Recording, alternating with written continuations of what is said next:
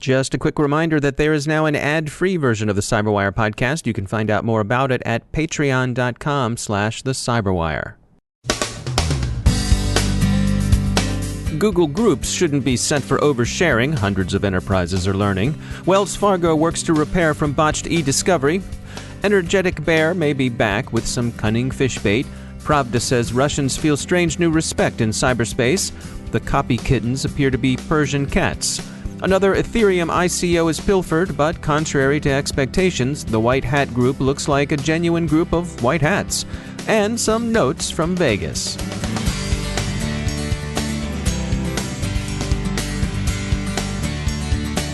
I want to tell you about an offer from our sponsor, Cylance. Who doesn't like augmented reality? We know we do.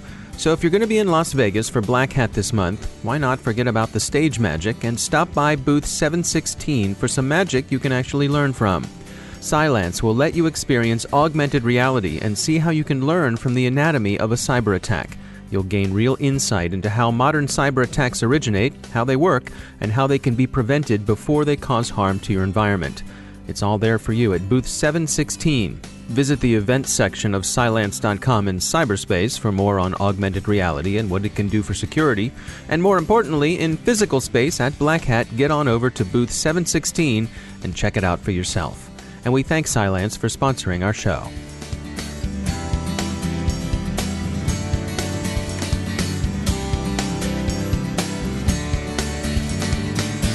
Major funding for the CyberWire podcast is provided by Cylance.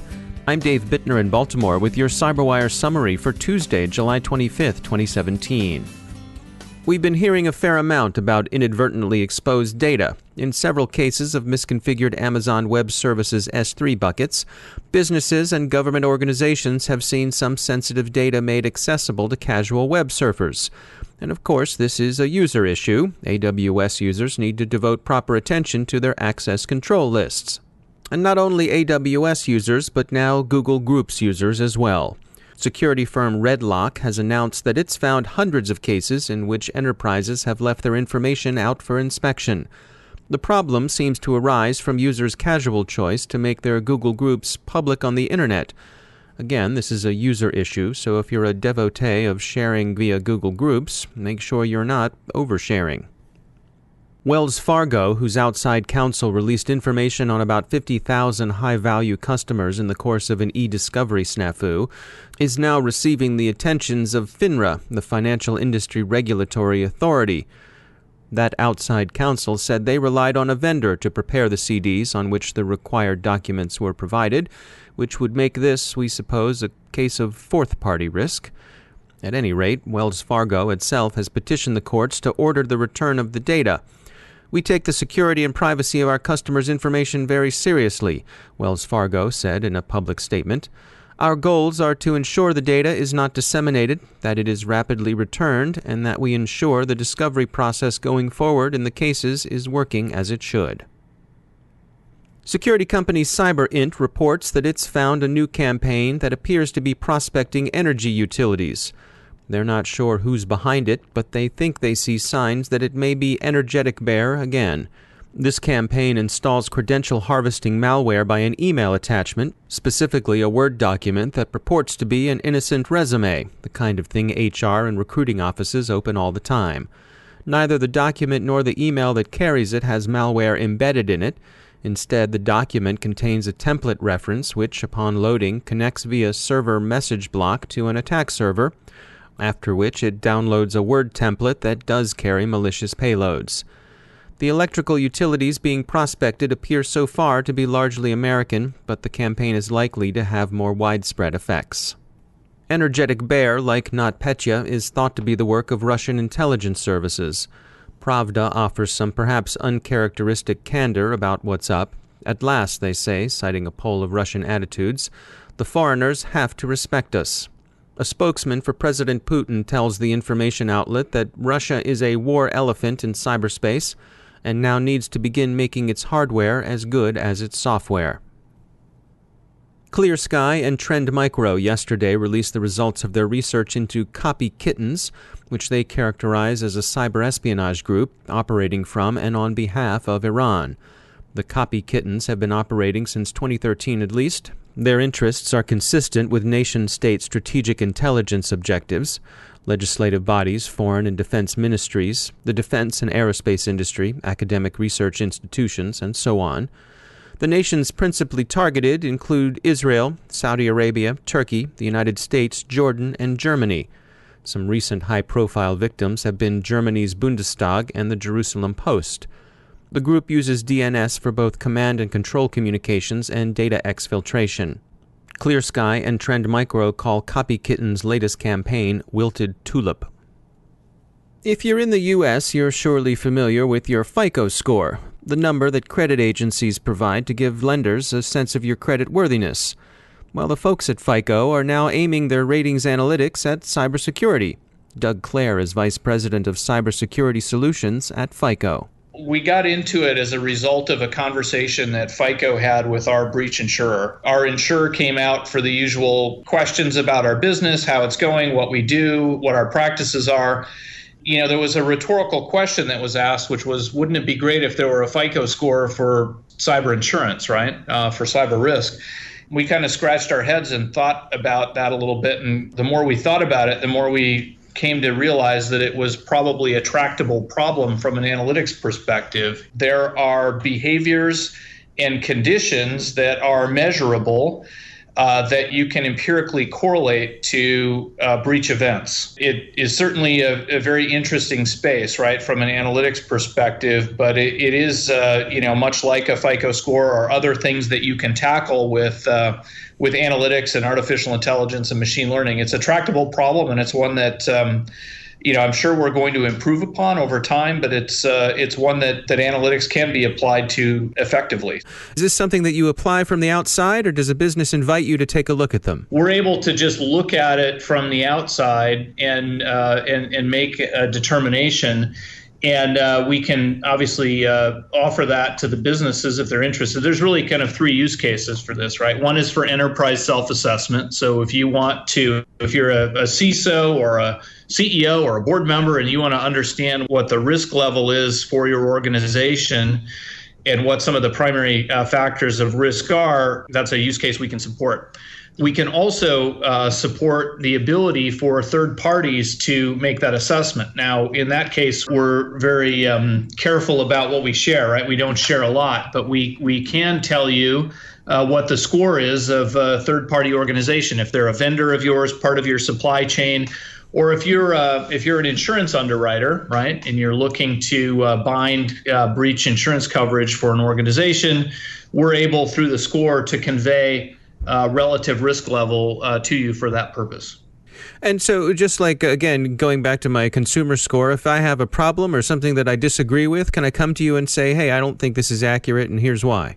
Yes, you can, right? And we've recently done some work with a bunch of organizations. This was an initiative that was initially spearheaded by some of the large banks who were kind of asking that very same question, right? We've worked to establish some principles around this that organizations who provide these ratings, FICO being one of them, can adhere to that will allow that kind of interaction to take place, right? The principles are geared around, best practices with respect to transparency, confidentiality, ability to remediate, and kind of quality of models and model governance that underpin these scores. So that, I think a couple of very important things can happen. People can have confidence that the scores are empirical, that they're not biased, and that there is recourse if there are disagreements or if there are errors, they can be quickly corrected and the right information can be leveraged. That's Doug Clare from FICO. Criminals have hit another Ethereum initial coin offering. On Sunday, about $8.4 million in Veri tokens were stolen from the ICO. After last week's theft of $32 million in Ethereum cryptocurrency via a flaw in the wallet's contract, the White Hat Group said they intended to rescue and return Ether exposed to the same vulnerability. We were skeptical, but our skepticism was misplaced. Apparently, the White Hat Group is proving as good as its word. Motherboard reports the White Hat Group obtained control of about $208 million in Ethereum assets and will finish returning the funds Monday. Black Hat, DEF CON, and B-Sides are all this week in Las Vegas. We'll be offering some updates from the events. In the meantime, if you're there, do be careful. The environment is a little like a saloon from an old Western movie, so watch your virtual back, buckaroos. Profit from the presentations and your visits to the floor, but don't connect any USB drives or other media you find lying around. And be aware that one of the demonstrations at DEF CON will involve the hacking of a smart gun. This particular model, an Armatix IP-1 automatic pistol, is supposed to be fireable only when the user is wearing an Armatix watch that functions effectively as an authentication token. But there are two catches.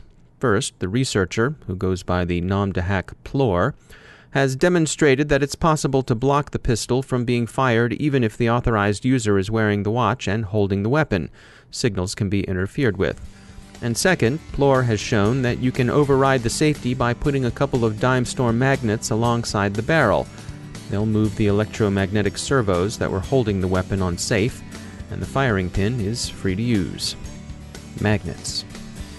Freaking magnets. Now some news from our sponsor, Cylance. Cylance has integrated its artificially intelligent Cylance Protect engine into VirusTotal. You'll know VirusTotal as the free online service that analyzes files and URLs to identify viruses, worms, trojans, and the other kinds of badness antivirus engines and website scanners pick up. Well, Cylance has pledged to help VirusTotal in its mission of making the security industry more perceptive and the internet a safer place. It's like public health for cyberspace. Free tools and services help keep everyone's risk down. Cylance sees their predictive approach to security as a contribution to the fight against cyber attacks, and they're now fully integrated as one of the analysis engines available in VirusTotal. Visit Cylance.com and look at their blog for more on their contribution to our online immune system. And we thank Cylance for sponsoring our show.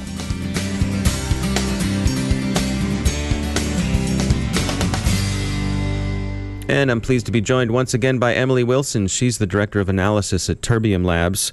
Emily, personal information gets sold a lot online in the dark web, which is one of your areas of expertise. And you were sort of pondering what counts as personal information these days. Yeah, I think this is something plenty of people are talking about, not just me. I think we're seeing kind of a shift over time naturally as we move, I think, especially into, questions about things like biometric tokenization, right? Thank you, Apple, for being able to read my fingerprint.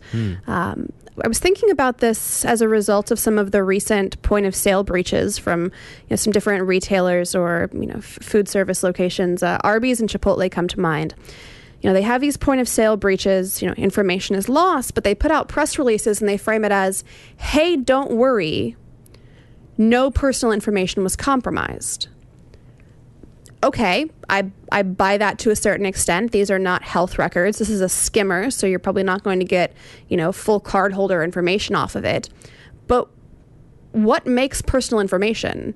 Is it that we're saying credit card numbers aren't personal information because, they're easily changeable and they're not going to impact you but so much because you're not going to bear the burden of the fraud? Well, how does that change something like a home address? If you move every year to a new apartment, is it only personal information when it's actively yours? Where do we draw the line? Yeah, like for example, a phone number. That's easy enough to change. Sure. You may have a series of phone numbers. Are they all personal? Is your work phone number less personal? What about your conference line? What counts as personal information? And I don't think there's a clear answer. I think this is an ongoing discussion, but I think it's interesting that these companies are coming out and saying, hey, don't worry, your personal information wasn't compromised, just your financial information that's tied to you personally. Well, and certainly anyone who's been through having to change a credit card that you've been using for any serious amount of time, that is a real annoying thing to have to do. It's not fun. No, it is. It is disruptive, to say the least. Yeah, it's interesting. I mean, from speaking of the credit card, I wonder if some of it is who carries the burden of the change, because with the credit card, The credit card company will send you, sometimes they'll detect it and just send you deactivate your card and send you a new one with a phone number. That's not going to happen. Right. A phone number, that's definitely on you, right? And, I think if you're dealing with a phone number or a home address even, there's a certain point at which even a credit card number, it may not be tied to just you as an individual. You may have partners or family members who are also connected to that. And, at what point does it become more impactful? Say you need to change a home phone number. People still have those, I am told. Or an address, right? At that point, it's not just your information. It's not just your email address. You're dealing with details that are tied to more than one people, or if it's company information, that makes it even messier. Right. All right, it's an interesting thing to ponder. Emily Wilson, thanks for joining us. And that's the Cyberwire. Thanks to all of our sponsors who make the Cyberwire possible, especially our sustaining sponsor, Cylance. You can find out more about how Cylance can help protect you through the use of artificial intelligence at cylance.com. The Cyberwire podcast is produced by Pratt Street Media. Our editor is John Petrick. Social media editor is Jennifer Iben. Technical editor is Chris Russell. Executive editor is Peter Kilpie. And I'm Dave Bittner. Thanks for listening.